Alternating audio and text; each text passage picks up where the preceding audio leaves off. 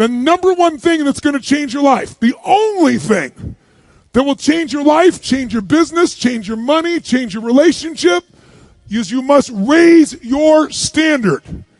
Now, I know that sounds boring, stupid, basic, but it's the truth.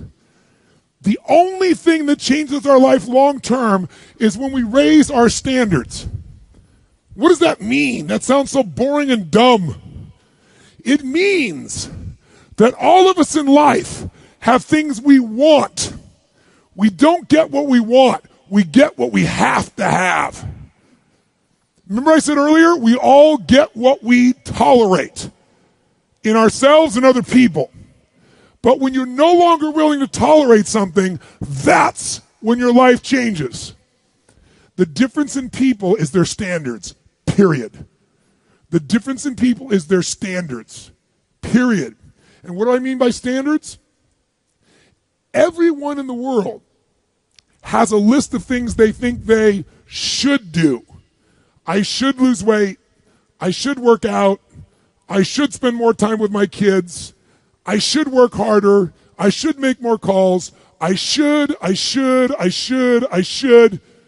then you know what? People don't do their shoulds, and they get mad at themselves, and they what I call should all over themselves. They beat themselves up about it. What changes people is when your should becomes a must. When suddenly the thing you said should happen has to happen. That's when human beings change. It's like if you want to take the island and you're the head of the army and you want to take the island, the most powerful way to take the island is burn the boats. Because if there's no way to go back, it's amazing what happens when it's a must to do something versus a should. That's what makes human beings succeed. Let me give you the day that turns your life around as quickly as I can. I got 4 parts to the day that turns your life around, and then we're finished for the day. Number 1, disgust. Disgust. Disgust is a negative emotion, but it can have a very positive, powerful effect. Disgust says, I've had it. What an important day that could be. I've had it. Wow. I met a beautiful, powerful, accomplished executive lady in New York. The company invited me to come in. This lady was the vice president, extraordinary lady.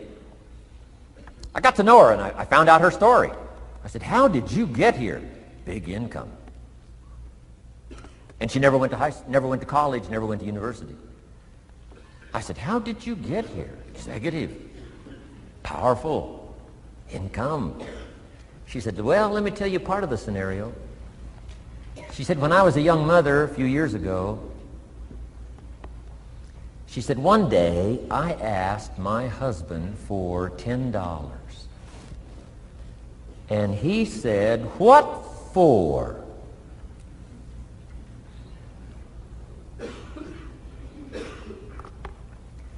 She said, before that day was over, I decided I would never, ever ask again. She said, I started studying opportunity, found it, took the classes, put myself through the schools, did the scenario. Now I'm vice president. I make a lot of money. And she said, I kept my promise. I've never, ever had to ask again. It's called a life-changing day. The day you say, enough is enough. Now, if you can add an act to your disgust, it helps.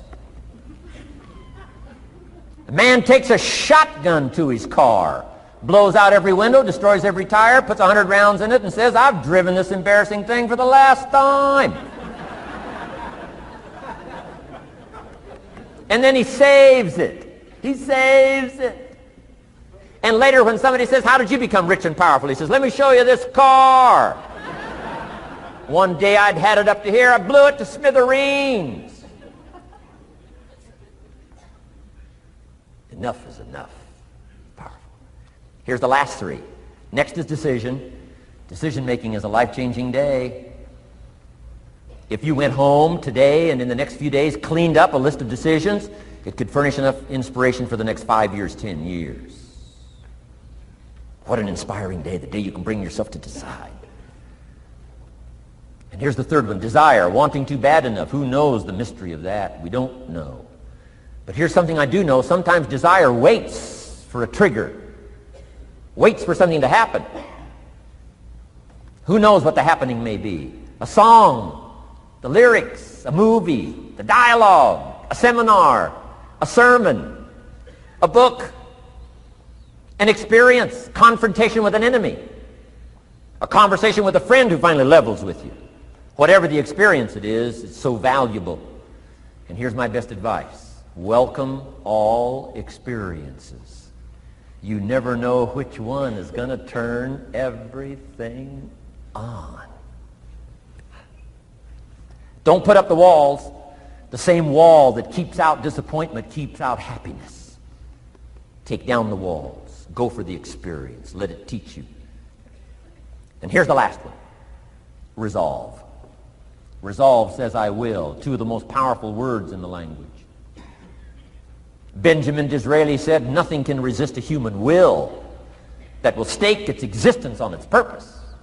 Shortly put, I'll do it or die. Best definition of resolve I got from a little junior high girl, Foster City, California. I'm going through some words one day. I got to this one and I asked the kids, who can tell me what resolve means? Some didn't know, some tried. Interesting. The last one was the best. Little girl about 3 rows back, she said, I think I know, Mr. Rohn. I said, what? She said, I think resolve means promising yourself you will never give up. I said, that's the best I've ever heard. She's probably giving seminars somewhere today, right? I mean, that's the best I've heard. I asked the kids, how long should a baby try to learn how to walk? How long would you give your average baby? Before you say, hey, enough's enough. No. Any mother in the world would say, you're crazy. My baby is going to keep trying what? Until. What a magic word. I want you to write it down. Until. Promise yourself you'll read the books until your skills change. You'll go to seminars until you get a handle on it. You'll listen to it until it makes sense. You'll go for it until you understand it. You'll practice it until you develop the skill. Never give up until. However long that is, step by step, piece by piece, book by book, word by word, apple by apple, walk around the block, go for it. Don't miss the chance to grow and resolve that you'll pay the price until you learn, change, grow, become. Then you'll discover some of life's best treasures when you pay that price. See, if you go through life holding back, and most of us do, most of us, if we ask ourselves, have we done all we can do? Most of us will have to answer, no, we haven't. We've been holding back. We have ideas that we don't act on, things we want to do. We're afraid to take chances. We go through life trying to seek security and not coming outside of our comfort zone, and we take most of our stuff with us to the grave. And I'm saying that the fact that you're still here, that you're still breathing, you've got some more work.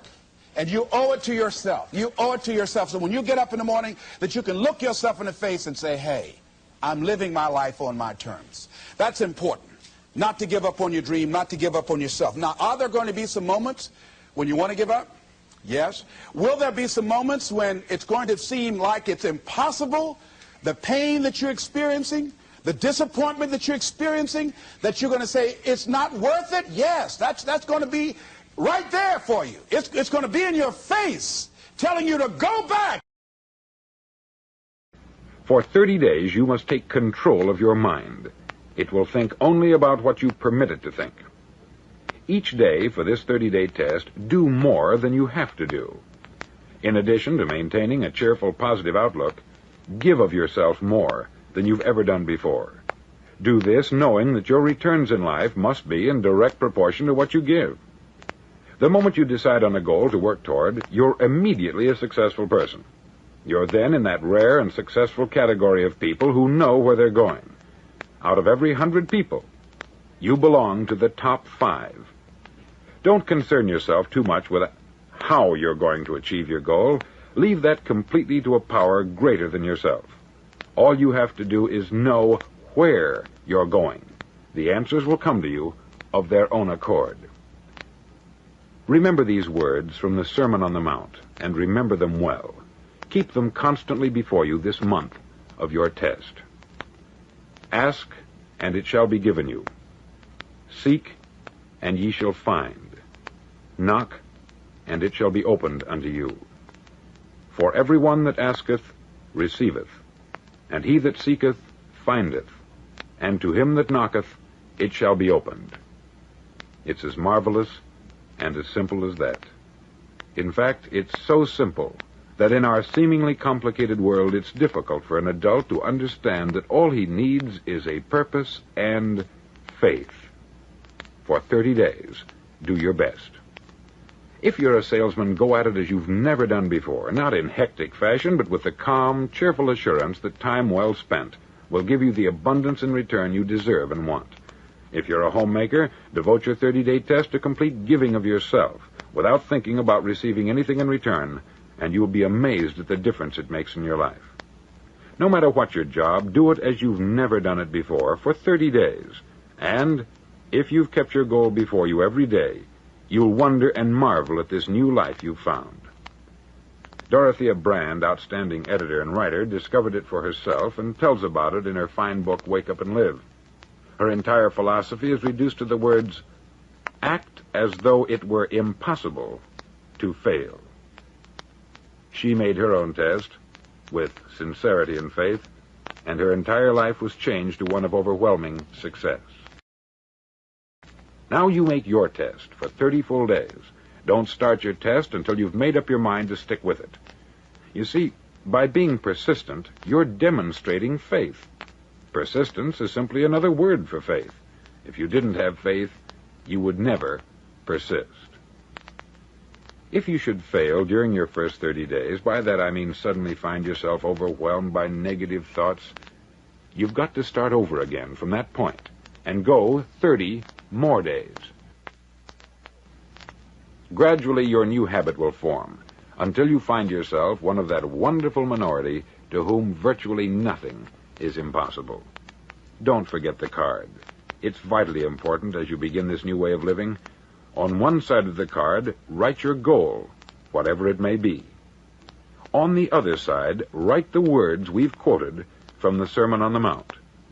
Ask, and it shall be given you. Seek, and ye shall find. Knock, and it shall be opened unto you. In your spare time during your test period, read books that will help you. Inspirational books like the Bible, Dorothea Brand's Wake Up and Live, The Magic of Believing by Claude Bristol, Think and Grow Rich by Napoleon Hill, and other books that instruct and inspire. Nothing great was ever accomplished without inspiration.